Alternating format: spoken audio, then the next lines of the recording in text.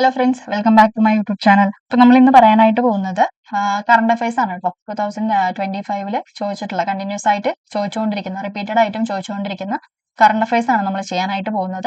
അതിന് മുമ്പായിട്ട് നമ്മൾ NCERT സീരീസ് തുടങ്ങിയിട്ടുണ്ട്. ഇനി വരാൻ പോകുന്ന പരീക്ഷകൾക്ക് അസിസ്റ്റന്റ് സെയിൽസ്മാനും അതുപോലെ തന്നെ VFA, ബെബ്കോ LD, അതുപോലെ യൂണിവേഴ്സിറ്റി, നമ്മുടെ company board LGS, university assistant പോലുള്ള ഇനി വരാൻ പോകുന്ന പരീക്ഷകൾക്ക് വേണ്ടിയിട്ടുള്ള NCERT ക്ലാസ്സുകൾ നമ്മൾ സ്റ്റാർട്ട് ചെയ്തിട്ടുണ്ട്. അപ്പൊ നിങ്ങൾക്ക് നോട്ട്സ് എഴുതാൻ പാകത്തിനുള്ള ക്ലാസ്സുകളാണ് ഞാൻ തുടങ്ങിയിരിക്കുന്നത്.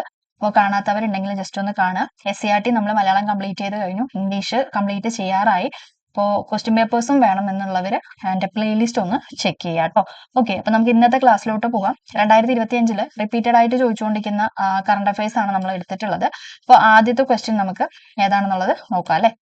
ഓക്കെ, ആദ്യത്തെ ചോദ്യം എന്താണ്? ആദ്യത്തെ ചോദ്യം എന്ന് പറയുന്നത് 2024 ഓക്കെ, താഴെ തന്നിട്ടുള്ളവരിൽ 2024 പത്മവിഭൂഷൺ ലഭിച്ചിട്ടുള്ള വ്യക്തി അല്ലെ, പത്മവിഭൂഷൺ ലഭിച്ചിട്ടുള്ള വ്യക്തി ആരാണ്? ആൻസർ എന്ന് പറയുന്നത് ഓപ്ഷൻ എ ആണ് കേട്ടോ, പത്മ സുബ്രഹ്മണ്യം. ആരാണ്? പത്മ സുബ്രഹ്മണ്യം. ഓക്കെ, അപ്പൊ പത്മ സുബ്രഹ്മണ്യമാണ് ഇവിടെ ആൻസർ എന്ന് പറയുന്നത് അല്ലെ. 2024 ചോദിച്ചിരിക്കുന്നത്. അപ്പൊ പത്മ സുബ്രഹ്മണ്യത്തിന്റെ കൂടെ തന്നെ 2024 പത്മവിഭൂഷൺ ബഹുമതി ലഭിച്ചിട്ടുള്ള ബാക്കിയുള്ള വ്യക്തികൾ ആരൊക്കെയാണ്? ആദ്യത്തെ എന്ന് പറയുന്നത് വൈ ജയന്തിമാല. ആരാണ്? വൈ ജയന്തിമാലയാണ്. ആർട്സിലാണ് അവർക്ക് ലഭിച്ചിരിക്കുന്നത്. അവര് തമിഴ്നാട് സ്വദേശിയാണ്. ഓക്കെ, ആരാണ്? വൈ ജയന്തിമാല. ആർട്സിലാണ് ലഭിച്ചിരിക്കുന്നത്. തമിഴ്നാട് സ്വദേശിയാണ്. ഓക്കെ, അടുത്ത വ്യക്തി ആരാണ്? ചിരഞ്ജീവി അല്ലെ, എല്ലാവർക്കും അറിയാവുന്ന ഒരു ആക്ടറാണ് ചിരഞ്ജീവി. ഓക്കെ, അദ്ദേഹത്തിനും ആർട്സിലാണ് ലഭിച്ചിരിക്കുന്നത്. അദ്ദേഹം ആന്ധ്രാപ്രദേശുകാരനാണ്. ആരാണ്? ആന്ധ്രാപ്രദേശുകാരനാണ്. അടുത്ത ആരാണ്? അടുത്തത് വെങ്കയ്യ നായിഡു അല്ലെ, വെങ്കയ്യ നായിഡു. അദ്ദേഹത്തിന് പബ്ലിക് അഫയേഴ്സിലാണ് ലഭിച്ചിരിക്കുന്നത്. അദ്ദേഹം ആന്ധ്രാപ്രദേശുകാരനാണ്. ആരാണ്? ആന്ധ്രാപ്രദേശുകാരനാണ് വെങ്കയ്യ നായിഡു എന്ന് പറയുന്നത്. അടുത്ത ആരാണ്? ബിന്ദേശ്വർ പഥക്. ആരാണ്? ബിന്ദേശ്വർ പഥക് കേട്ടോ, ബിന്ദേശ്വർ പഥക്. അദ്ദേഹത്തിന് ലഭിച്ചിരിക്കുന്നത് സോഷ്യൽ വർക്കിനാണ്. സോഷ്യൽ വർക്കിൽ ബീഹാറാണ് അദ്ദേഹത്തിന്റെ സ്വദേശം. എവിടെയാണ്? ബീഹാറാണ് സ്വദേശം എന്ന് പറയുന്നത്. ഓക്കെ, പത്മ സുബ്രഹ്മണ്യത്തിന് എന്തിലാണ് ലഭിച്ചിരിക്കുന്നത്? ആർട്സിലാണ് ലഭിച്ചിരിക്കുന്നത്. അവര് തമിഴ്നാട് സ്വദേശിയാണ്. എവിടെയാണ്? തമിഴ്നാട് സ്വദേശിയാണ്. ഓക്കെ, ഇത്രയും പേർക്കാണ് 2024 ലഭിച്ചിട്ടുള്ളത്. ഇനി 2025 കുറച്ച് ആൾക്കാർക്ക് ലഭിച്ചിട്ടുണ്ട്. അവരാരൊക്കെയാണ്? ആദ്യത്തെ എന്ന് പറയുന്നത് ഡി നാഗേശ്വര റെഡ്ഡി. ആരാണ്? ഡി നാഗേശ്വര റെഡ്ഡി.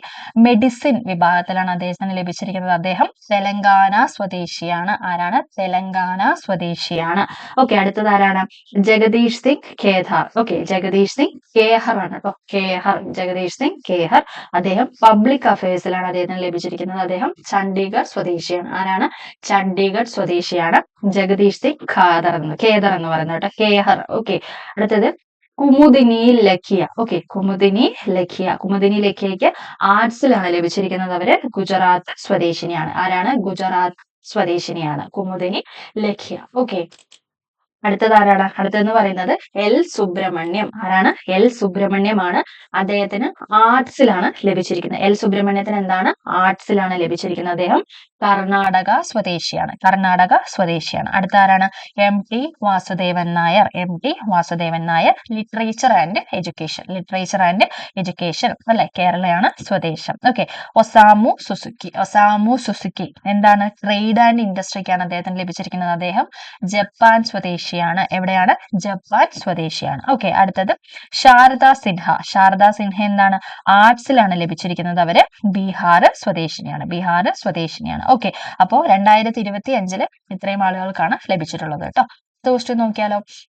2024 ലോക്സഭാ തെരഞ്ഞെടുപ്പ് സമയത്ത് മാതൃകാ പെരുമാറ്റച്ചട്ടം ലംഘിക്കുന്നതും ക്രമക്കേടുകളും പരാതികളും അറിയിക്കുന്നതിന് പൗരന്മാർക്ക് വേണ്ടി ഇന്ത്യൻ തെരഞ്ഞെടുപ്പ് കമ്മീഷൻ തയ്യാറാക്കിയ മൊബൈൽ ആപ്ലിക്കേഷൻ എന്താണ്? ക്വസ്റ്റ്യൻ ഒന്നുകൂടെ വായിക്കാം. 2024 ലോക്സഭാ തെരഞ്ഞെടുപ്പ് സമയത്ത് 2024 ലോക്സഭാ തെരഞ്ഞെടുപ്പ് സമയത്ത് മാതൃകാ പെരുമാറ്റച്ചട്ടം ലംഘിക്കുന്നതും ക്രമക്കേടുകളും പരാതികളും അറിയിക്കുന്നതിന് പൗരന്മാർക്ക് വേണ്ടി ഇന്ത്യൻ തെരഞ്ഞെടുപ്പ് കമ്മീഷൻ തയ്യാറാക്കിയ മൊബൈൽ ആപ്ലിക്കേഷൻ.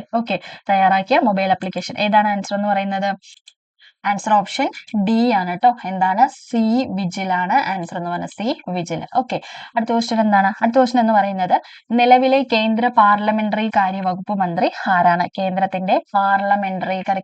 പാർലമെന്ററി കാര്യ വകുപ്പ് മന്ത്രി ആരാണെന്നാണ് ചോദിച്ചിരിക്കുന്നത്. ആൻസർ എന്താണ്? ആൻസർ ഓപ്ഷൻ ഡി ആണ് കേട്ടോ. കിരൺ റിജിജു ആണ് ആൻസർ എന്ന് പറയുന്നത്.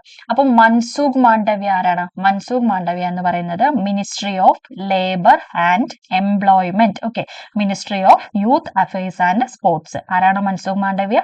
Ministry of labour and employment, ministry of youth affairs and sports. Okay, ഇതാണ് മൻസുഖ് മാണ്ഡവ്യ എന്ന് പറയുന്നത്.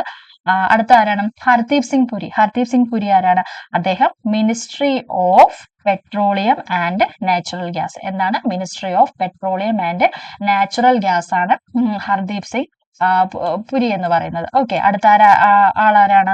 അനുരാഗ് താക്കൂർ എന്ന് പറയുന്ന ആരാണ്? അദ്ദേഹം ധനകാര്യം കോർപ്പറേറ്റിന്റെ കാര്യ സഹമന്ത്രി, രണ്ടാമത്തെ മോദി മന്ത്രിസഭയിലെ. ഓക്കെ, രണ്ടാമത്തെ മോദി മന്ത്രിസഭയിലെ ധനകാര്യവും അതുപോലെ തന്നെ കോർപ്പറേറ്റ് കാര്യത്തിന്റെ സഹമന്ത്രിയാണ് അനുരാഗ് താക്കൂർ എന്ന് പറയുന്നത്. ഓക്കെ, മനസ്സിലായല്ലോ. മൻസുഖ് മാണ്ഡവ്യ എന്ന് പറയുന്നത് ministry of labour and employment, ministry of youth affairs and sports. Hardeep Singh Puri എന്ന് പറയുന്നത് ministry of petroleum and natural gas. Anurag Thakur എന്ന് പറയുന്നത് ധനകാര്യവും അതുപോലെ തന്നെ കോർപ്പറേറ്റ് കാര്യ സഹമന്ത്രിയുമാണ് രണ്ടാം മോദി മന്ത്രിസഭയിൽ. ഓക്കെ, അടുത്ത ക്വസ്റ്റ്യൻ എന്താണ്? കേരള സംസ്ഥാനത്തിന്റെ തൊഴിൽ വകുപ്പ് മന്ത്രി ആരാണ്? കേരള സംസ്ഥാനത്തിന്റെ തൊഴിൽ വകുപ്പ് മന്ത്രി എന്ന് പറയുന്നത് ആരാണ്? ആൻസർ ഓപ്ഷൻ ഡി ആണ് കേട്ടോ.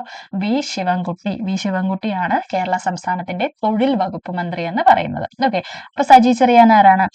സജി ചെറിയാൻ എന്ന് പറയുന്നത് ministry of fisheries. Okay, minister of fisheries ആണ് സജി ചെറിയാൻ എന്ന് പറയുന്നത്. Okay, minister of land revenue of Kerala. എന്താണ്? Minister of land revenue of കേരളയാണ് കെ രാജൻ അല്ലെ. ലാൻഡ് റവന്യൂ ആണ് രാജൻ എന്ന് പറയുന്നത്. ഫിഷറീസ് ആണ് സജി ചെറിയാൻ എന്ന് പറയുന്നത്.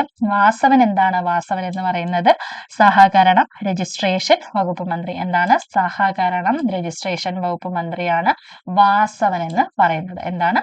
സഹകരണം രജിസ്ട്രേഷൻ വകുപ്പ് മന്ത്രിയാണ് വാസവൻ. ഓക്കെ, ഇവിടെ ആൻസർ എന്ന് പറയുന്നത് ഓപ്ഷൻ ഡി ആണ്. കേരള സംസ്ഥാനത്തിന്റെ ഗവർണർ ആരാണ്? കേരള സംസ്ഥാനത്തിന്റെ ഗവർണർ ആരാണ്?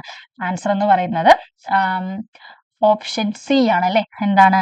രാജേന്ദ്ര വിശ്വനാഥ് ആർലേക്കർ. ആരാണ്? രാജേന്ദ്ര വിശ്വനാഥ് ആർലേക്കർ ആണ് കേരള സംസ്ഥാനത്തിന്റെ ഗവർണർ എന്ന് പറയുന്നത്. ഓക്കെ, അപ്പൊ അദ്ദേഹം എന്ന് പറയുന്നത് നമ്മുടെ സംസ്ഥാനത്തിന്റെ 23 എത്രയാണ്? 23ാമത് ഗവർണറാണ് അദ്ദേഹം എന്ന് പറയുന്നത്. മുമ്പ് അദ്ദേഹം ബീഹാറിന്റെ 29ാമത്തെ ഗവർണർ ആയിരുന്നു. എത്രാമത്തെയാണ്? 29ാമത്തെ ഗവർണർ ആയിരുന്നു ബീഹാറിന്റെ എന്ന് പറയുന്നത്. ഓക്കെ, അപ്പൊ ഇതിനു മുമ്പ് ഉണ്ടായിരുന്ന വ്യക്തിത്വം ആരാണ്? ഇതിനു മുമ്പ് നമ്മളുടെ ഗവർണർ എന്ന് പറയുന്നത് ആരിഫ് മുഹമ്മദ് ഖാനാണ്.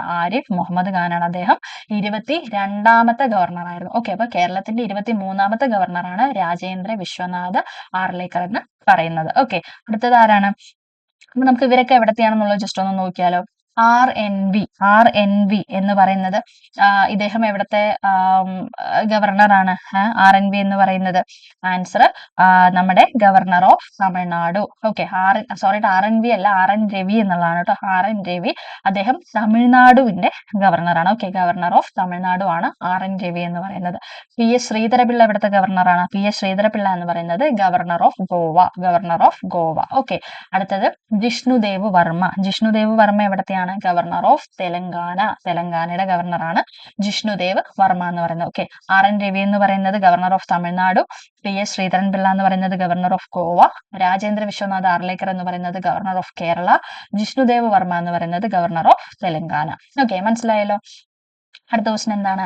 2024 എഴുത്തച്ഛൻ പുരസ്കാരം നേടിയത് ആരാണ്? 2024 എഴുത്തച്ഛൻ പുരസ്കാരം നേടിയത് ഓപ്ഷൻ ബി NS മാധവനാണ്. ഓക്കെ, അപ്പൊ അടുത്ത ആൾക്കാർ ആരൊക്കെയാണെന്നുള്ളത് നോക്കിയാലോ. ഓക്കെ, അടുത്ത ആൾക്കാരെന്ന് പറയുന്നത് നമ്മുടെ എസ് ഹരീഷ് എന്താണ് നേടിയിട്ടുള്ളത്? ഹരീഷ് എന്ന് പറയുന്നത് 2019 കേരള സാഹിത്യ അക്കാദമി അവാർഡ്. എന്താണ്? കേരള സാഹിത്യ അക്കാദമി അവാർഡ് 2019 വയലാർ അവാർഡ് അല്ലെ, 46ാമത് വയലാർ അവാർഡ് 2022 മീശ എന്ന നോവലിലും ഹരീഷ് നേടിയിട്ടുണ്ട്. ഓക്കെ, പി വത്സല എന്താണ്? പി വത്സല എന്ന് പറയുന്നത് 2021 ഓക്കെ, എന്താണ്? 2021 പി വത്സല എഴുത്തച്ഛൻ പുരസ്കാരം നേടുന്നത്. ഓക്കെ, പി വത്സല എപ്പോഴാണ്? 2021 നേടുന്നത്. MT വാസുദേവൻ നായർ എപ്പോഴാണ് നേടിയത്? MT വാസുദേവൻ നായർ നേടുന്നത് 2011 2011 MT വാസുദേവൻ നായർ അവാർഡ് നേടുന്നത്. ഓക്കെ, മനസ്സിലായോ? ഒന്നുകൂടെ പറയണം. ഓക്കെ, ഇവിടെ ഹരീഷ് നേടിയിരിക്കുന്ന അവാർഡ് എന്ന് പറയുന്നത് 2019 കേരള സാഹിത്യ അക്കാദമി അവാർഡാണ് ഹരീഷ് നേടിയിരിക്കുന്നത്. അതുപോലെ തന്നെ 46ാമത് വയലാർ അവാർഡ് 2022 മീശ എന്ന നോവലിന് അദ്ദേഹം നേടി. ഓക്കെ, പി വത്സലയ്ക്ക് എഴുത്തച്ഛൻ പുരസ്കാരം ലഭിക്കുന്നത് എപ്പോഴാണ്? പി വത്സല നേടുന്നത് 2021 പി വത്സല നേടുന്നത്. ഓക്കെ, പി വത്സല നേടുന്നത് എപ്പോഴാണ്? 2021 നേടുന്നത്. അതുപോലെ തന്നെ നമ്മുടെ MT എപ്പോഴാണ് നേടുന്നത്? MT നേടിയത് 2011 എപ്പോഴാണ്? 2011. ഓക്കെ, MT നേടിയത് 2011. ഓക്കെ, അപ്പൊ ഇത്രയാണ് ഇതിൽ പറയാനുള്ളത് കേട്ടോ. അടുത്ത ക്വസ്റ്റ്യൻ എന്താണ്? ലോക പരിസ്ഥിതി ദിനാചരണത്തിന് 2024 ആതിഥേയത്വം വഹിച്ച രാജ്യം. ഓക്കെ, പരിസ്ഥിതി ഇതിൽ വന്നിട്ട് 2024 ആതിഥേയത്വം വഹിച്ച രാജ്യം ഏതാണ്? ആൻസർ എന്ന് പറയുന്നത് ഓപ്ഷൻ ഡി ആണ്. എന്താണ്? ഡി ആണ് ആൻസർ എന്ന് പറയുന്നത്. കെനിയ എന്ന് എഴുതരുത്. ആൻസർ എന്ന് പറയുന്നത് Saudi Arabia. Answer option C ആണ്, സൗദി അറേബ്യ. ഓക്കെ, അപ്പോ സൗദി അറേബ്യ ആണ് ആൻസർ എന്ന് പറയുന്നത്. ഓപ്ഷൻ ഡി എന്ന് വെച്ചിട്ട് ഇത് ആൻസർ തെറ്റിക്കാനുള്ളതാണ് കേട്ടോ. അപ്പൊ നമ്മൾ ചിലപ്പോൾ ഡി എന്ന് കണ്ടു കഴിഞ്ഞാൽ വേഗം കയറി കെനിയ എന്ന് നമ്മൾ ചെയ്യും. കാരണം ഇവിടെ നമ്മൾ ഈ 1 2 3 4 അല്ലാതെ ABCD എന്ന് വരുന്ന സമയത്ത് ഇവിടെ ഡി ആണ് വരുന്നത്. അപ്പോൾ ആൻസർ എന്ന് പറയുന്നത് പക്ഷെ സൗദി അറേബ്യ ആണ്. ആൻസർ എന്താണ്? ഓപ്ഷൻ സി ആണ് കേട്ടോ. ഓപ്ഷൻ സി മീൻസ് 3 ആൻസർ എന്ന് പറയുന്നത്. ഓക്കെ, അപ്പൊ ഇവിടെ ആൻസർ എന്ന് പറയുന്നത് ഓപ്ഷൻ ഡി ആണ് വരുന്നത്. സൗദി അറേബ്യ ആണ് ഇവിടെ വരുന്നത്. അപ്പൊ ഓരോ പരിസ്ഥിതി ദിനാചരണം നടക്കുന്ന സമയത്തും അതിനൊരു തീം കൊടുക്കാറുണ്ട്. അപ്പൊ 2024 തീമായിട്ട് ഇവിടെ പറയുന്നത് our land our future we are generation restoration. എന്താണ് ഇതുകൊണ്ട് ഉദ്ദേശിക്കുന്നത്? Focusing on land restoration, combating desertification and improving drought resilience. Okay, desertification and improving drought on resilience. Okay, അപ്പൊ ഇവിടെ ആൻസർ എന്ന് പറയുന്നത് ഓപ്ഷൻ ഡി ആണ് വരുന്നത്. അപ്പൊ നമുക്ക് 2023 തീം എന്താണെന്നുള്ളത് നോക്കിയാലോ. 2023 തീം എന്ന് പറയുന്നത് സൊല്യൂഷൻസ് ടു പ്ലാസ്റ്റിക് പൊല്യൂഷൻ. എന്താണ്? Solutions to plastic pollution. അപ്പൊ ഇത് എവിടെയാണ് ഇതിന് ആദ്യത്വം വഹിച്ച രാജ്യം എന്ന് പറയുന്നത്? ഇത് നെതർലാൻഡ്. എന്താണ്? കോട്ട് ഡിവോയർ പാർട്ട്ണർഷിപ്പിൽ. Okay, Cote d'Ivoire partnership Netherland. Okay, Cote d'Ivoire partnership നെതർലാൻഡിലാണ് 2023 ആതിഥേയത്വം വഹിച്ചിരിക്കുന്നത്. ഇനി 2025 എവിടെയാണ്? 2025 എന്ന് പറയുന്നത് റിപ്പബ്ലിക് ഓഫ് കൊറിയ. എവിടെയാണ്? റിപ്പബ്ലിക് ഓഫ് കൊറിയയിലാണ് വഹിക്കുന്നത്. ഇതിന്റെ തീം എന്ന് പറയുന്നത് ബീറ്റ് ദ പ്ലാസ്റ്റിക് പൊല്യൂഷൻ. എന്താണ്? ബീറ്റ് ദ പ്ലാസ്റ്റിക് പൊല്യൂഷൻ എന്നുള്ളതാണ്. 2026 എവിടെയാണ്? 2026 അസർബൈജാൻ, അതായത് ബാക്കു. ഓക്കെ, അസർബൈജാനിലെ ബാക്കു എന്ന് പറയുന്ന സ്ഥലത്താണ്. അതിന്റെ തീം എന്താണ്? ക്ലൈമറ്റ് ചേഞ്ച് എന്നുള്ളതാണ് അതിന്റെ തീമായിട്ട് പറയുന്നത്. ഓക്കെ, ഒന്നുകൂടെ പറയാം. 2024 ആതിഥേയത്വം വഹിച്ച രാജ്യം എന്ന് പറയുന്നത് സൗദി അറേബ്യ ആണ്. അതിന്റെ തീം എന്ന് പറയുന്നത് our land our future we are generation restoration എന്നുള്ളതാണ്. അതായത് focusing on land restoration, combating desertification and improving drought resilience എന്നുള്ളതാണ്. 2023 സൊല്യൂഷൻ ടു പ്ലാസ്റ്റിക് പൊല്യൂഷൻ എന്നുള്ളതാണ്. കോട്ട് ഡിവോയർ പാർട്ട്ണർഷിപ്പിൽ നെതർലൻഡിലാണ് ഇത് നടന്നത്. 2025 എന്താണ്? Beat the plastic pollution Republic of Korea. Okay, 2026 Azerbaijan ആണ്, ബാക്കു എന്ന് പറയുന്ന സ്ഥലത്താണ്. ഇതിന്റെ തീം എന്ന് പറയുന്നത് ക്ലൈമറ്റ് ചേഞ്ച് ആണ്. ഓക്കെ, അടുത്ത ക്വസ്റ്റ്യൻ എന്താണ്? മെനിഞ്ചൈറ്റിസിനെതിരെ MEN5CV വാക്സിൻ നിർമ്മിച്ച ലോകത്തിലെ ആദ്യത്തെ രാജ്യം ഏതാണ്? ഏതാണ് ആദ്യത്തെ രാജ്യം എന്ന് പറയുന്നത്? ആൻസർ ഓപ്ഷൻ എ ആണ്. അതായത് നൈജീരിയ ആണ് ആൻസർ എന്ന് പറയുന്നത്. ഓപ്ഷൻ എ നൈജീരിയ ആണ് ആൻസർ എന്ന് പറയുന്നത്. അടുത്ത ക്വസ്റ്റ്യൻ എന്താണ്? 2023 കേന്ദ്ര സാഹിത്യ അക്കാദമി അവാർഡ് നേടിയ മലയാളത്തിന്റെ ദേശകാലങ്ങൾ എന്ന സാഹിത്യ പഠനം എഴുതിയത് ആരാണ്? 2023 കേന്ദ്ര സാഹിത്യ അക്കാദമി അവാർഡ് നേടിയ മലയാളത്തിന്റെ ദേശകാലങ്ങൾ എന്ന സാഹിത്യ പഠനം എഴുതിയത് ആരാണ്? ആരാണ് എഴുതിയിട്ടുണ്ടായിരുന്നത്? ആൻസർ ഓപ്ഷൻ ബി ആണ്, EV രാമകൃഷ്ണൻ. ആരാണ്? EV രാമകൃഷ്ണൻ ആണ് എഴുതിയിട്ടുള്ളത്. ഓക്കെ, ഇതില് അടുത്ത ഓപ്ഷൻസ് നോക്കാം. ഇതില് ഓപ്ഷൻസിൽ ബാക്കിയുള്ളവരെ കൂടെ നമുക്ക് എന്താണെന്നുള്ളത് നോക്കാം. ഓക്കെ, അപ്പൊ ആദ്യത്തെ ഓപ്ഷൻ എന്ന് പറയുന്നത് PK രാജശേഖരൻ ആണ്. അദ്ദേഹത്തിന് 1997 കേരള സാഹിത്യ അക്കാദമി അവാർഡ് ലഭിച്ചിട്ടുണ്ട്. എന്തിനാണ്? സാഹിത്യ നിരൂപണത്തിനാണ് കേട്ടോ. പിതൃഗാധികരം, അതുപോലെ തന്നെ OV വിജയൻ കലയും ദർശനവും എന്നീ പുസ്തകങ്ങൾക്ക്. ഏതിനൊക്കെയാണ്? പിതൃഗാധികാരം, അതുപോലെ തന്നെ OV വിജയൻ കലയും ദർശനവും എന്നീ പുസ്തകങ്ങൾക്കാണ് അദ്ദേഹത്തിന് 1997 കേരള സാഹിത്യ അക്കാദമി അവാർഡ് ലഭിക്കുന്നത്. ഓക്കെ, അടുത്തതാരാണ്? ആനന്ദ്. ആനന്ദിന് എപ്പോഴാണ് ലഭിക്കുന്നത്? 2012 അദ്ദേഹത്തിന് കേന്ദ്ര സാഹിത്യ അക്കാദമി അവാർഡ് കേരള സാഹിത്യ അക്കാദമി അവാർഡ് മഹാശ്വേതാദേവിയുടെ കൃതി മലയാള വിവർത്തനം കേരള സാഹിത്യ അക്കാദമി അവാർഡ് ലഭിച്ചിട്ടുണ്ട്. അഭയാർത്ഥികൾ എന്നുള്ളതിനാണ് കേട്ടോ. അഭയാർത്ഥികൾ എന്നുള്ളതിന് അദ്ദേഹത്തിന് ലഭിച്ചിട്ടുണ്ട്. 1997 കേന്ദ്ര സാഹിത്യ അക്കാദമി അവാർഡ് ലഭിച്ചിട്ടുണ്ട്. ഗോവർദ്ധനന്റെ യാത്രകൾ. എന്താണ്? ഗോവർദ്ധനന്റെ യാത്രകൾ എന്നുള്ളതിനും അദ്ദേഹത്തിന് ലഭിച്ചിട്ടുണ്ട്. ഓക്കെ, ഒന്നുകൂടെ പറയാം. PK രാജശേഖരൻ അല്ലെ, അദ്ദേഹത്തിന് 1997 കേരള സാഹിത്യ അക്കാദമി അവാർഡ് ലഭിച്ചിട്ടുണ്ട്. എന്തിനാണ്? സാഹിത്യ നിരൂപണത്തിനാണ് ലഭിച്ചിരിക്കുന്നത്. പിതൃകാധികരം, അതുപോലെ തന്നെ OV വിജയൻ കലയും ദർശനവും എന്നീ പുസ്തകങ്ങൾക്കാണ് ലഭിച്ചിട്ടുള്ളത്.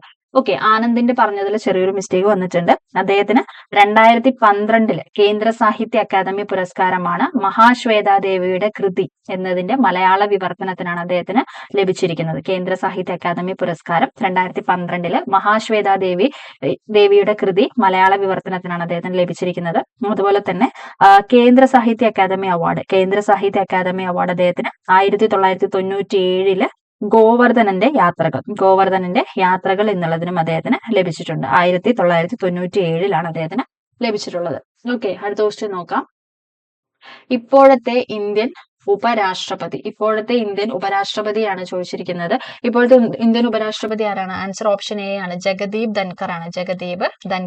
ആൻസർ എന്ന് പറയുന്നത് ജഗദീപ് ധൻകർ ആണ്. ഓക്കെ, അപ്പോൾ ഹമീദ് അൻസാരി എന്ന് പറയുന്ന ആരാണ്? ഹമീദ് അൻസാരി എന്ന് പറയുന്നത് ഇന്ത്യയുടെ മുൻ രാഷ്ട്രപതിയാണ്. ആരാണ്? ഇന്ത്യയുടെ മുൻ രാഷ്ട്രപതിയാണ്. അദ്ദേഹം 2007 ഓക്കെ 2007 അതുപോലെ തന്നെ 2012 ഉപരാഷ്ട്രപതി ആയിട്ടുള്ള വ്യക്തിയാണ് ഹമീദ് അൻസാരി എന്ന് പറയുന്നത്. അദ്ദേഹം തുടർച്ചയായി 2 തവണ ഉപരാഷ്ട്രപതിയായിട്ടുള്ള രണ്ടാമത്തെ വ്യക്തിയാണ്. ഓക്കെ, തുടർച്ചയായി 2 തവണ ഉപരാഷ്ട്രപതിയായിട്ടുള്ള രണ്ടാമത്തെ വ്യക്തിയാണ് ഹമീദ് അൻസാരി എന്ന് പറയുന്നത്. ആദ്യത്തെ വ്യക്തി ആരാണ്? Doctor S Radhakrishnan. Okay, Venkaiah Naidu എന്താണ്? അദ്ദേഹം 2012 to 2022 ഇന്ത്യയുടെ ഉപരാഷ്ട്രപതിയായിരുന്നു. 2012 to 2022 ഇന്ത്യയുടെ ഉപരാഷ്ട്രപതിയായിരുന്നു. ഓക്കെ, കൃഷ്ണകാന്ത് എന്ന് പറയുന്നത് എന്താണ്? അദ്ദേഹം 1997 മുതൽ 2002 വരെ 2002 വരെ ഇന്ത്യയുടെ ഉപരാഷ്ട്രപതിയായിരുന്നു. ഓക്കെ, ഇന്ത്യയുടെ ഇപ്പോഴത്തെ ഇന്ത്യൻ ഉപരാഷ്ട്രപതി എന്ന് പറയുന്നത് ജഗദീപ് ധൻകർ ആണ്.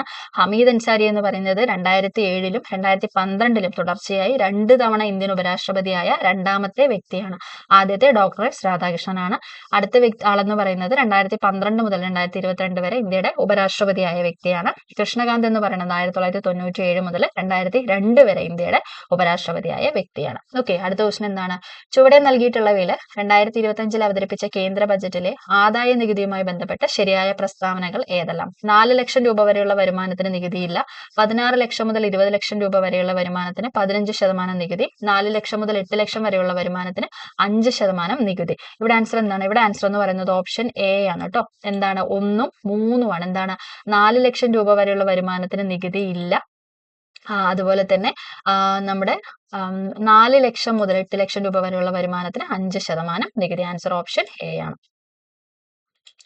ഓക്കെ, ഇപ്പൊ നമുക്കിനി അടുത്ത ക്വസ്റ്റൻ ഏതാണെന്നുള്ളത് നോക്കിയാലോ. അടുത്ത ക്വസ്റ്റൻ എന്ന് പറയുന്നത് 2025 റംസാർ സൈറ്റുകളിൽ ഉൾപ്പെടുത്തിയിട്ടുള്ള ഉദ്വ തടാകം സ്ഥിതി ചെയ്യുന്ന സംസ്ഥാനം ഏതാണെന്നാണ് ചോദിച്ചിരിക്കുന്നത്. ഏതാണ് സ്ഥിതി ചെയ്യുന്ന സംസ്ഥാനം എന്ന് പറയുന്നത്?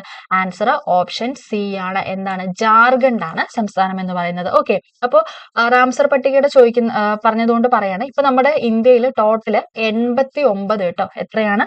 89 റംസാർ സൈറ്റുകളാണ് ഇപ്പൊ നിലവിൽ ഉള്ളത്. എത്രയാണ്? 89. ഓക്കെ, കേരളത്തിൽ നിന്നും ഏതൊക്കെയുണ്ട്? കേരളത്തിൽ നിന്നും അഷ്ടമുടി, ശാസ്താംകോട്ട, വേമ്പനാട്. ഓക്കെ, അഷ്ടമുടി, ശാസ്താംകോട്ട, വേമ്പനാട്. ഓക്കെ, അപ്പൊ നമുക്ക് 2025 ചോദിച്ചത് കൊണ്ട് തന്നെ 2025 റാംസാർ പട്ടികയിൽ ഉൾപ്പെടുത്തിയിട്ടുള്ള മറ്റ് സൈറ്റുകൾ ഏതൊക്കെയാണെന്നുള്ളത് നോക്കിയാലോ. ഓക്കെ, ആദ്യത്തെ എന്ന് പറയുന്നത് സക്കരക്കോട്ടൈ ബേർഡ് സാങ്ച്വറി. ഓക്കെ, എന്താണ്? സക്കരക്കോട്ടൈ ബേർഡ് സാങ്ച്വറി എവിടെയാണ്? തമിഴ്നാട്ടിലാണ് സ്ഥിതി ചെയ്യുന്നത്. നീർത്തങ്കൽ ബേർഡ് സാങ്ച്വറി എവിടെയാണ്? നീർത്തങ്കൽ ബേർഡ് സാങ്ച്വറി എവിടെയാണ്? തമിഴ്നാട്ടിൽ തന്നെയാണ്. അതുപോലെ തന്നെ കെച്ചോപള്ളി ലേക്ക്. എന്താണ് കെച്ചോപള്ളി ലേക്ക് എന്ന് പറയുന്നത് സിക്കിമിലാണ്. ഓക്കെ, എന്താണ് KHECHEOPALLI. ഓക്കെ, കെച്ചോപള്ളി ലേക്ക് എന്ന് പറയുന്നത് സിക്കിമിലാണ്. അതുപോലെ തന്നെ ഉദ്വ ലേക്ക് എന്ന് പറയുന്നത് എവിടെയാണ്? ജാർഖണ്ഡിലാണ്. ഉദ്വ ലേക്ക് എന്ന് പറയുന്നത് ജാർഖണ്ഡിലാണ്. ഓക്കെ, അപ്പോൾ 2025 ഈ 4 സ്ഥലങ്ങളാണ് ഉൾപ്പെടുത്തിയിരിക്കുന്നത്. ടോട്ടൽ ഇന്ത്യയുടെ റാംസാർ സൈറ്റുകൾ എന്ന് പറയുന്നത് 89 എണ്ണമാണുള്ളത്. ഏതൊക്കെയാണ്? Sakkarakottai bird sanctuary Tamil Nadu, Neerthangal bird sanctuary Tamil Nadu, Khecheopalri lake എന്ന് പറയുന്നത് സിക്കിം, ഉദ്വ ലേക്ക് എന്ന് പറയുന്നത് ജാർഖണ്ഡ്. ഓക്കെ, അപ്പൊ ഇതാണ് 2025 ഉൾപ്പെടുത്തിയിട്ടുള്ള റാംസാർ സൈറ്റുകൾ എന്ന് പറയുന്നത്. ഓക്കെ, അടുത്ത ക്വസ്റ്റ്യൻ എന്താണ്? വംശനാശ ഭീഷണി ലോകത്തെ വംശനാശ ഭീഷണി നേരിടുന്ന വന്യജീവികളുടെ സംരക്ഷണത്തിനായിട്ട് ഇന്ത്യയുടെ നേതൃത്വത്തിൽ സ്ഥാപിതമായ ഇബ്കയുടെ ആസ്ഥാനം എവിടെയാണെന്നാണ് ചോദിച്ചിരിക്കുന്നത്. എവിടെയാണ് ഇബ്കയുടെ ആസ്ഥാനം എന്ന് പറയുന്നത്? ആൻസർ ഓപ്ഷൻ എ ആണ്. എവിടെയാണ്? ഡൽഹിയിലാണ് ആസ്ഥാനം എന്ന് പറയുന്നത്. ഓക്കെ, ഡൽഹിയിലാണ് ആസ്ഥാനം എന്ന് പറയുന്നത്. അടുത്ത ക്വസ്റ്റ്യൻ എന്താണ്? 2024 നടന്ന 2020 ലോകകപ്പ് ക്രിക്കറ്റിനെ കുറിച്ചുള്ള തെറ്റായ പ്രസ്താവനകൾ കണ്ടെത്തുക. ഓക്കെ, തെറ്റായിട്ടുള്ള പ്രസ്താവനയാണ് ചോദിച്ചിരിക്കുന്നത്.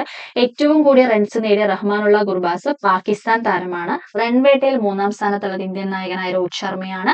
ഏറ്റവും കൂടുതൽ വിക്കറ്റ് നേടിയ താരം ഇന്ത്യയുടെ ജസ്പ്രീത് ബുംറയാണ്. 2024 2020 ലോകകപ്പ് ക്രിക്കറ്റിൽ ആകെ 55 മത്സരങ്ങളാണ് ഉണ്ടായിരുന്നത്. ഇവിടെ ആൻസർ എന്ന് പറയുന്നത് എന്താണ്? ഇവിടെ ആൻസർ എന്ന് പറയുന്നത് ഓപ്ഷൻ എ ആണ്. എന്താണ്? തെറ്റായ പ്രസ്താവനകൾ കണ്ടെത്താനാണ് കേട്ടോ പറയുന്നത്. അപ്പൊ ഇത് 3ഉം തെറ്റാണ്. എയും ബിയും സിയും തെറ്റാണ്.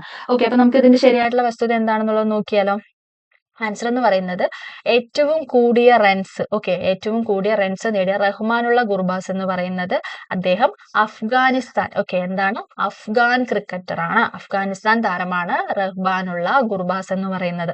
ഓക്കെ, അപ്പൊ ഇതില് റൺസ് വേട്ടയില് 3ാം സ്ഥാനത്തുള്ളത് ഇന്ത്യൻ നായകനായിട്ടുള്ള രോഹിത് ശർമ്മയാണെന്നാണ് പറയുന്നത്. രോഹിത് ശർമ്മയ്ക്ക് എന്ന് പറയുന്നത് 2ാം സ്ഥാനമാണ്. ആരൊക്കെയാണ് 2ാം സ്ഥാനം എന്ന് പറയുന്നത്? രോഹിത് ശർമ്മയ്ക്ക് 2ാം സ്ഥാനമാണുള്ളത്. 1ാം സ്ഥാനം എന്ന് പറയുന്നത് റഹ്മാനുള്ള ഗുർബാസിന് തന്നെയാണ്. ഫസ്റ്റ് അദ്ദേഹമാണ്.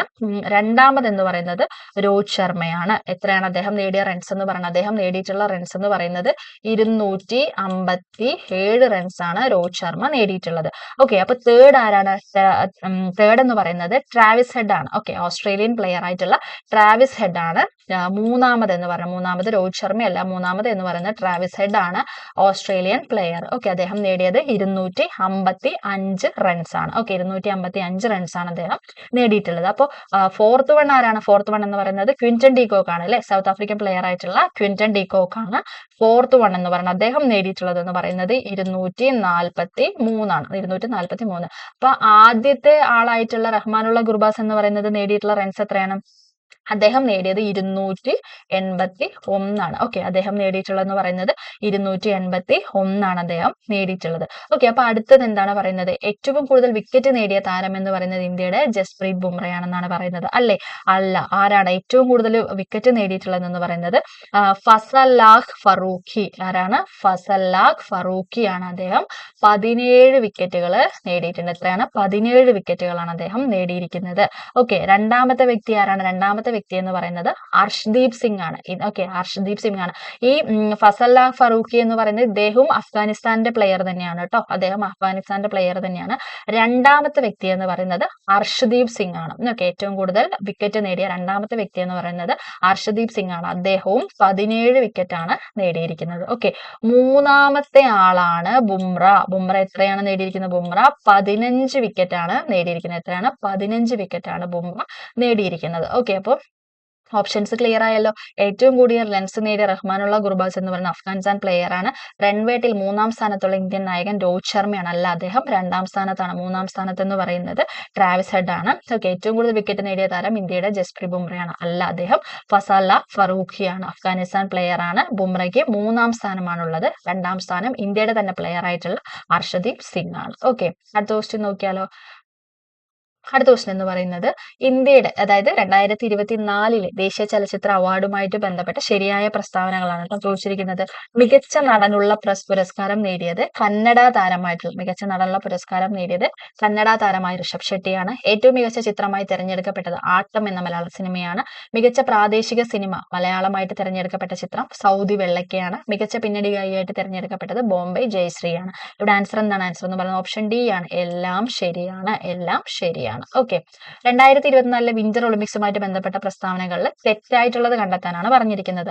ഒളിമ്പിക്സിന്റെ പ്രധാന വേദി ചൈനയിലെ ബീജിംഗ് നഗരമായിരുന്നു. 91 രാജ്യങ്ങളാണ് കായികമേളയിൽ പങ്കെടുത്തത്.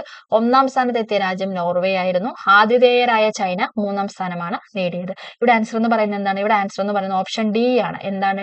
ഡി മാത്രം, ലാസ്റ്റത്തെ മാത്രമാണ് ഇവിടെ തെറ്റായിട്ടുള്ളത് കേട്ടോ. ഓക്കെ, അപ്പൊ നമുക്ക് ഇവിടെ എന്താണ് ആൻസർ എന്നുള്ളത് നോക്കിയാലോ. ഇവിടെ 9 ഗോൾഡ് മെഡലും ആയിട്ട് ചൈനയ്ക്ക് 4-ാം സ്ഥാനമാണ്. എത്രയാണ്? 4-ാം സ്ഥാനമാണ് ചൈനയ്ക്ക് എന്ന് പറയുന്നത്. ടോട്ടല് 15 മെഡലാണെന്നാണ് പറയുന്നത്. ഓക്കെ, അപ്പോൾ 9 മെഡലുമായിട്ട് അവർക്ക് 4-ാം സ്ഥാനമാണ് ചൈനയ്ക്കുള്ളത്. ആദ്യത്തെ എന്ന് പറയുന്നത് നോർവേ ആണ്. ഫസ്റ്റ് എന്ന് പറയുന്നത് ആരാണ്? നോർവേ ആണ്. രണ്ടാമത് എന്ന് പറയുന്നത് ജർമ്മനിയാണ്. മൂന്നാമത് USA ആണ്. നാലാമത് എന്ന് പറയുന്നത് ചൈനയാണ്. ചൈനയ്ക്ക് എത്രാം സ്ഥാനമാണ്? 4-ാം സ്ഥാനമാണ് ചൈനയ്ക്ക് എന്ന് പറയുന്നത്. ഓക്കെ, അടുത്ത ക്വസ്റ്റ്യൻ എന്താണ്? 2024 ഡിസംബർ 11 മുതൽ റിസർവ് ബാങ്കിന്റെ ഗവർണറായിട്ട് ചുമതലയേറ്റത് ആരാണ്? 2024 ഡിസംബർ 11 മുതൽ റിസർവ് ബാങ്കിന്റെ ഗവർണറായിട്ട് ചുമതലയേറ്റത് ഓപ്ഷൻ സി ആണ്, സഞ്ജയ് മൽഹോത്ര. ആരാണ്? സഞ്ജയ് മൽഹോത്ര. ഓക്കെ, അപ്പൊ രഘുറാം രാജൻ എന്ന് പറയുന്നത് ഇന്ത്യയുടെ 23-ാമത്തെ, എത്രാമത്തെയാണ്? 23-ാമത്തെ റിസർവ് ബാങ്കിന്റെ ഗവർണറാണ്. ശക്തികാന്ത ദാസ് എന്ന് പറയുന്നത് എത്രാമത്തെയാണ്? അദ്ദേഹം 25-ാമത്തെ. ഓക്കെ, ശക്തികാന്ത ദാസ് എന്ന് പറയുന്നത് 25-ാമത്തെയാണ്. അതുപോലെ സഞ്ജയ് മൽഹോത്ര എന്ന് പറയുന്നത് എത്രാമത്തെയാണ്? 26-ാമത്തെ. സഞ്ജയ് മൽഹോത്ര 26. ഉർജിത് പട്ടേൽ എന്ന് പറയുന്നത് ഇന്ത്യയുടെ 14-ാമത്തെ. ഓക്കെ, അപ്പൊ ഇത്രയും ആൾക്കാരുടെ ഇദ്ദേഹം ഉർജിത് പട്ടേൽ 14, രഘുറാം രാജൻ 23, ശക്തികാന്ത ദാസ് 25, സഞ്ജയ് മൽഹോത്ര 26. ഓക്കെ, ഇത്രയാണ് ഇവരെ കുറിച്ച് പറയാനുള്ളത്. ഇന്ത്യയുടെ 50-ാമത്തെ സുപ്രീം കോടതി ചീഫ് ജസ്റ്റിസ് ആരാണ്? ഇന്ത്യയുടെ 50-ാമത്തെ സുപ്രീം കോടതി ചീഫ് ജസ്റ്റിസ് എന്ന് പറയുന്നത് ഓപ്ഷൻ എ ആണ്. എന്താണ്? DY ചന്ദ്രചൂഡാണ്. 50-ാമത്തെ എന്ന് പറയുന്നത് DY ചന്ദ്രചൂഡാണ്. ഓക്കെ, അപ്പൊ ഉദയ് ഉമേഷ് ലളിത് എന്ന് പറയുന്നത് എന്താണ്? 49. ഉമേഷ് ലളിത് എന്ന് പറയുന്നത് 49. അതുപോലെ തന്നെ നൂതലപതി വെങ്കിട്ടരമണ 48. അതുപോലെ രഞ്ജൻ ഗൊഗോയ് എന്ന് പറയുന്നത് 46.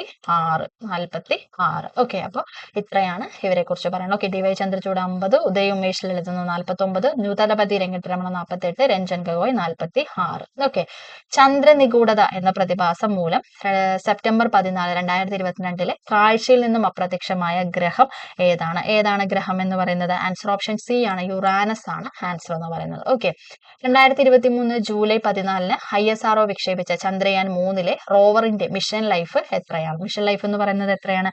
ആൻസർ ഓപ്ഷൻ ബി ആണ്, 14 ഭൗമദിനങ്ങൾ. 2025 ജനുവരിയിൽ ഇന്ത്യയിൽ നിർമ്മിക്കപ്പെട്ട 3 യുദ്ധക്കപ്പലുകൾ ഒരുമിച്ച് കമ്മീഷൻ ചെയ്യപ്പെട്ടു. അവ ഏതാണ്? ഒരുമിച്ച് കമ്മീഷൻ ചെയ്യപ്പെട്ടത് ഏതെല്ലാമാണ്? ആൻസർ ഓപ്ഷൻ ബി ആണ്. ഏതൊക്കെയാണ്? INS Nilgiri, INS Surat, INS Vagsheer. ഏതൊക്കെയാണ്? INS Nilgiri, INS Surat, INS Vagsheer. Okay, എപ്പോഴാണ് കമ്മീഷൻ ചെയ്തത്? 2025 ജനുവരി 15.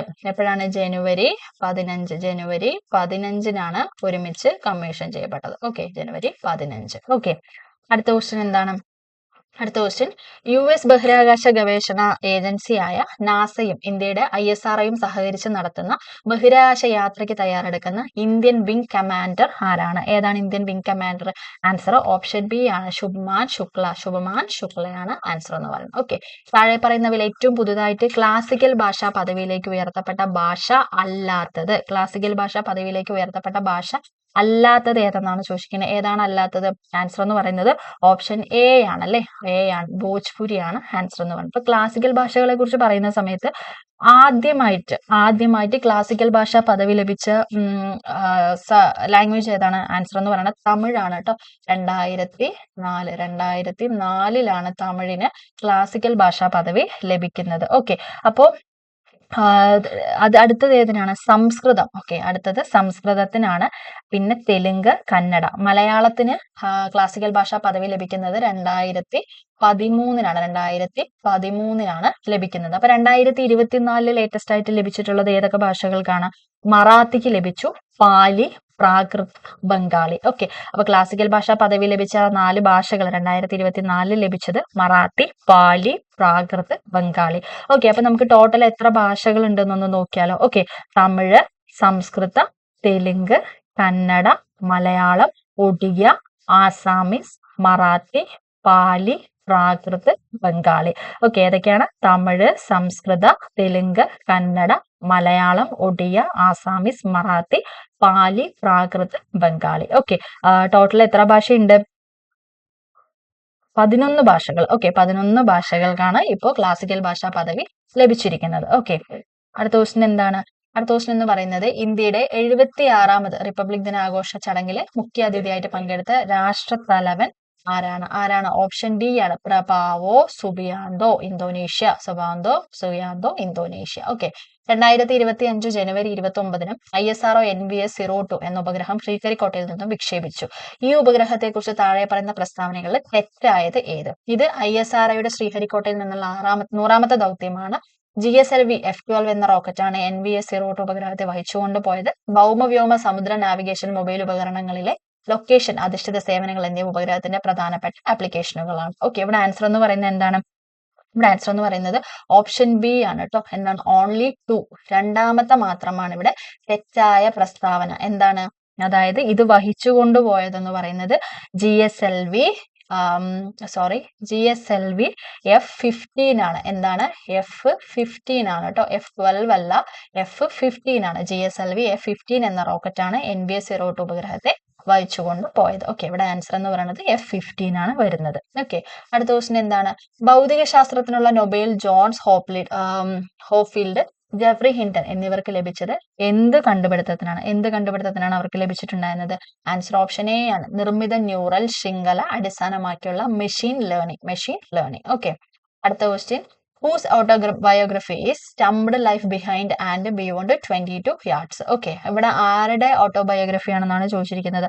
ആരുടെ ഓട്ടോബയോഗ്രഫിയാണ് ഇതെന്ന് പറയുന്നത്? ഇത് ഓപ്ഷൻ ബി ആണ്, സയ്യിദ് കിർമാനിന്റെയാണ് ഇതെന്ന് പറയുന്നത്. ഇവരാരാണ്? ഈ തന്നിരിക്കുന്ന 4 ഓപ്ഷനിലുള്ള ആൾക്കാരും ഇവരാരാണ്? ഇവര് എല്ലാം ക്രിക്കറ്റേഴ്സ് ആണ്. ബാക്കിയുള്ളവർ ആരും തന്നെ ഓട്ടോബയോഗ്രഫി എഴുതിയിട്ടില്ല കേട്ടോ, അതുകൊണ്ടാണ് അവരുടെ പറയാത്തത്. ഈ 4 പേരും ക്രിക്കറ്റേഴ്സ് ആണ്. ഓക്കെ, അടുത്ത ക്വസ്റ്റ്യൻ എന്താണ്? ജനുവരിയിൽ സ്ഥിരം ഗ്രാമകോടതി അദാലത്ത് ആരംഭിച്ചതോടെ സംസ്ഥാനത്ത് ആദ്യത്തെ തർക്കരഹിത നിയോജക മണ്ഡലമായിട്ട് മാറാൻ പോകുന്ന കേന്ദ്രമണ്ഡലം ഏതാണ്? നിയോജക മണ്ഡലമായിട്ട് മാറാൻ പോകുന്ന മണ്ഡലം ഏതാണ്? മണ്ഡലം എന്ന് പറയുന്നത്? ആൻസർ ഓപ്ഷൻ സി ആണ് കേട്ടോ. ഏതാണ്? വാമനപുരമാണ് ആൻസർ എന്ന് പറയുന്നത്. വാമനപുരമാണ് ആൻസർ എന്ന് പറയുന്നത്. 2025 ജനുവരിയിൽ സ്ഥിരം ന്യായാലയ രാമകോടതി അദാലത്ത് ആരംഭിച്ചതോടെ സംസ്ഥാനത്ത് ആദ്യത്തെ തർക്കരഹിത നിയോജക മണ്ഡലമായിട്ട് മാറാൻ പോകുന്ന മണ്ഡലം എന്ന് പറയുന്നത് വാമനപുരമാണ്. ഓക്കെ, അടുത്ത ക്വസ്റ്റ്യൻ എന്താണ്? വിവ പ്രൊജക്ട്, അതായത് 2023 ആരംഭിച്ച കേരള സർക്കാർ സംരംഭമായിട്ടുള്ള വിവ പ്രൊജക്ട് ഏത് രോഗത്തിന്റെ പ്രതിരോധത്തിലും ചികിത്സയിലും ശ്രദ്ധ കേന്ദ്രീകരിക്കുന്നു? ഏതിലാണ് ശ്രദ്ധ കേന്ദ്രീകരിക്കുന്നത്? ആൻസർ എന്ന് പറയുന്നത് ഓപ്ഷൻ ബി ആണ്. എന്താണ്? വിളർച്ച അഥവാ അനീമിയയിലാണ് ശ്രദ്ധ കേന്ദ്രീകരിക്കുന്നത്. ഓക്കെ, എന്തിലാണ്? 2023 ആരംഭിച്ച കേരള സർക്കാർ സംരംഭമായ വിവ പ്രൊജക്ട് എന്ന് പറയുന്നത് അനീമിയയുടെ പ്രതിരോധത്തിനും ചികിത്സയ്ക്കുമാണ് ശ്രദ്ധ കേന്ദ്രീകരിക്കുന്നത്. ഓക്കെ, അടുത്ത എന്താണ്? ലോകാരോഗ്യ ദിന പ്രമേയം 2025 ഓക്കെ, ആരോഗ്യകരമായ തുടക്കങ്ങൾ, പ്രതീക്ഷാജനകമായ ഭാവികൾ, താഴെ പറയുന്നവയിൽ ഏതിനെ കേന്ദ്രീകരിച്ചാണ്? ആൻസർ എന്ന് പറയുന്നത് ഓപ്ഷൻ ഡി ആണ്. എന്താണ്? Maternal and newborn health survival, നവജാത ശിശുക്കളുടെ ആരോഗ്യവും അതിജീവനവും. ആൻസർ എന്താണ്? ഓപ്ഷൻ ഡി ആണ്. ഓക്കെ, ഇതിലപ്പോ അടുത്തത് എന്താണ്? നമ്മുടെ വേൾഡ് ഹെൽത്ത് ഡേയുടെ തീം 2024 എന്തായിരുന്നു? My health my right. എന്താണ് 2024 തീം എന്ന് പറയുന്നത്? മൈ ഹെൽത്ത് മൈ റൈറ്റ് ആയിരുന്നു. 2023 ഹെൽത്ത് ഫോർ ഓൾ. എന്താണ്? ഹെൽത്ത് ഫോർ ഓൾ എന്നുള്ളതാണ് ഇതെന്ന് പറയുന്നത്. ഓക്കെ, അടുത്ത ക്വസ്റ്റ്യൻ എന്താണ്? 2024 ഏറ്റവും നല്ല പുരുഷ ഗോൾ കീപ്പർക്കുള്ള ഫിഫ അവാർഡ് നേടിയ എമിലിയാനോ മാർട്ടിനസ് ഏത് രാജ്യക്കാരനാണ്? എല്ലാവർക്കും അറിയാം അല്ലെ, അർജന്റീനക്കാരനാണ്. ഓക്കെ, അടുത്ത ക്വസ്റ്റ്യൻ എന്താണ്? താഴെ പറയുന്നവയില് പ്രധാനമന്ത്രിയുടെ വിദ്യാലക്ഷ്മി പദ്ധതിയുമായിട്ട് ബന്ധപ്പെട്ട് ശരിയല്ലാത്ത പ്രസ്താവന. ഇത് ഉന്നത വിദ്യാഭ്യാസത്തിനായി വിദ്യാർത്ഥികൾക്ക് ലോണുകൾ അനുവദിക്കുന്നതിനുള്ള പദ്ധതിയാണ്. 2023 പദ്ധതി ആരംഭിച്ചത്. ഉന്നത വിദ്യാഭ്യാസ സ്ഥാപനങ്ങളുടെ NIRF റാങ്കിംഗ് കൂടി പരിഗണിച്ചാണ് ഈ പദ്ധതി പ്രകാരം വിദ്യാർത്ഥികൾക്ക് ലോൺ അനുവദിക്കുന്നത്. ഈ പദ്ധതി പ്രകാരം ഈടോ ജാമ്യക്കാരനോ ഇല്ലാതെ ലോൺ ലഭിക്കും. ഇവിടെ ആൻസർ എന്ന് പറയുന്നത് എന്താണ്? ആൻസർ എന്ന് പറയുന്നത്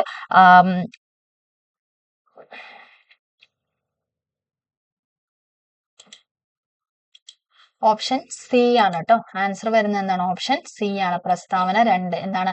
2023 ഈ പദ്ധതി ആരംഭിച്ചത്. പദ്ധതി ആരംഭിച്ചത് എപ്പോഴാണ്? 2024 ജനുവരി 6. ഓക്കെ, ക്ഷമിക്കണം, ജനുവരി 6 അല്ല കേട്ടോ, നവംബർ 6-നാണ്. ഓക്കെ, നവംബർ 6-നാണ്. ഓക്കെ, 2024 നവംബർ 6-നാണ് ഈ പദ്ധതി ആരംഭിച്ചത്. ഇത് മാത്രമാണ് തെറ്റെന്ന് പറയുന്നത്.